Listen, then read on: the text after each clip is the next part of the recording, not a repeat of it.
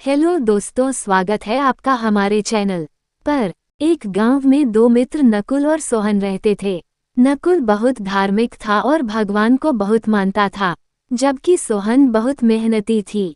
एक बार दोनों ने मिलकर 1 बीघा जमीन खरीदी, जिससे वो बहुत फसल उगाकर अपना घर बनाना चाहते थे।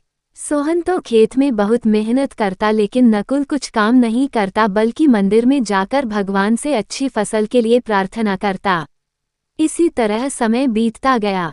कुछ समय बाद खेत की फसल पककर तैयार हो गई, जिसको दोनों ने बाजार ले जाकर बेच दिया और उनको अच्छा पैसा मिला। घर आकर सोहन ने नकुल को कहा कि इस धन का ज्यादा हिस्सा मुझे मिलेगा, क्योंकि मैंने खेत में ज्यादा मेहनत की है। ये बात सुनकर नकुल बोला, नहीं, धन का तुमसे ज्यादा हिस्सा मुझे मिलना चाहिए, क्योंकि मैंने भगवान से इसकी प्रार्थना की, तभी हमको अच्छी फसल हुई। भगवान के बिना कुछ संभव नहीं है।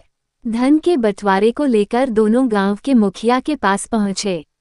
मुखिया ने दोनों की सारी बात सुनकर उन दोनों को एक एक बोरा चावल का दिया, जिसमें कंकड़ मिले हुए थे। मुखिया ने कहा कि कल सुबह तुम दोनों को इसमें से चावल और कंकड़ अलग करके लाने हैं, तब मैं निर्णय करूंगा कि इस धन का ज्यादा हिस्सा किसको मिलना चाहिए। दोनों चावल की बोरी लेकर अपने घर चले गए। सोहन ने रात भर जागकर चावल और कंकड़ को अलग किया। नकुल चावल की बोरी को लेकर मंदिर में गया और भगवान से इसके लिए प्रार्थना की।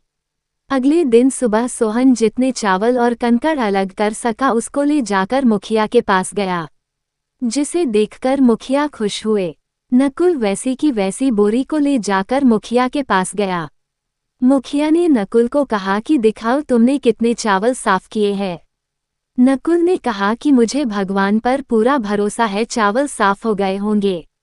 जब बोरी को खोला गया तो चावल और कंकड़ वैसे के वैसे ही थे। जमींदार ने नकुल को कहा कि भगवान भी तभी सहायता करते हैं जब तुम मेहनत करते हो।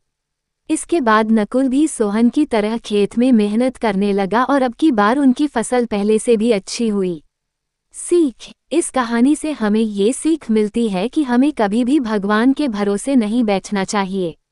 हमें सफलता प्राप्त करने के लिए मेहनत करनी चाहिए। तो दोस्तों, ये कहानी आपको कैसी लगी हमें कमेंट करके जरूर बताएं और इस कहानी को अपने दोस्तों के साथ शेयर जरूर करें। धन्यवाद।